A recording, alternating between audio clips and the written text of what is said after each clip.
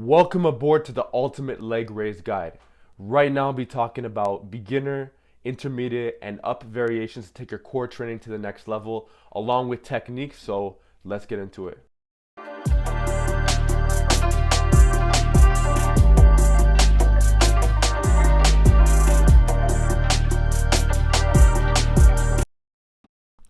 If you were to do a quick YouTube search, you'd realize that there's literally hundreds of different ab exercises to choose from. The question is, what are the most bang for your buck ab lifts that are going to give you the most carryover to other lifts, make you feel good overall, and just give you the best results? That's what today's episode is all about. I'll be diving into the leg raise along with its variations, regressions, and progressions. So the first regression was lying down on the ground with the knees bent up and down. This is hands down the easiest and the most basic one.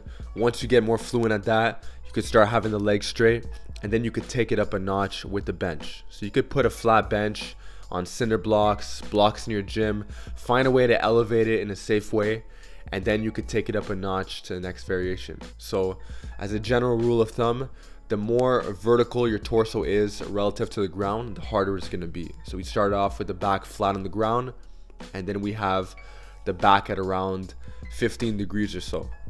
But as we get more and more to the hanging leg raise position, it's going to get harder and harder. So as you can see, I added 2 cinder blocks, so now I'm around 30 degrees or so, and this is going to make it a lot more challenging. Couple that with the fact that you're going to have straight legs, this is going to make it even harder than the bent knee position.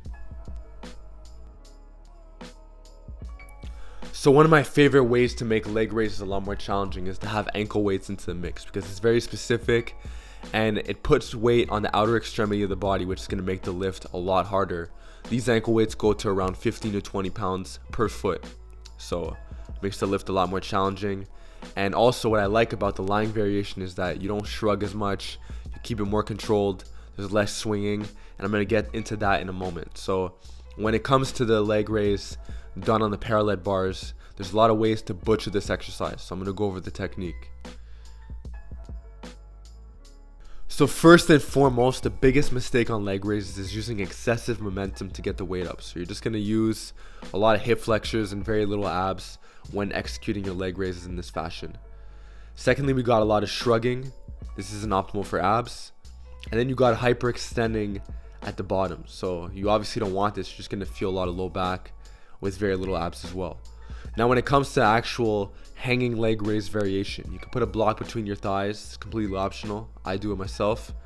And you want your knees to go above the hips. It's going to make sure you get the best ab contraction, and you want the torso to be as vertical as possible. If you don't have access to ankle weights, you could also use a dumbbell between your thighs. This works as well. And once you start getting better at these, then you can start doing the straight leg variations.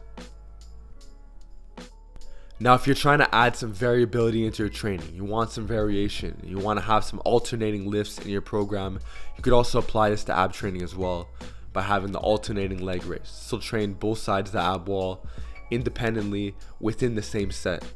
So it's a really great effective tool to have. And now if you want to go further than that, you could look at calisthenic athletes, you could look at gymnasts who do a lot of exercises where they bring the feet to the bars, and there's other variations, there's scissor kicks, whatever the case is. You don't have to get that fancy with like windshield wipers, but you could go very far with leg raise variations. Do you personally incorporate any leg raises in your training?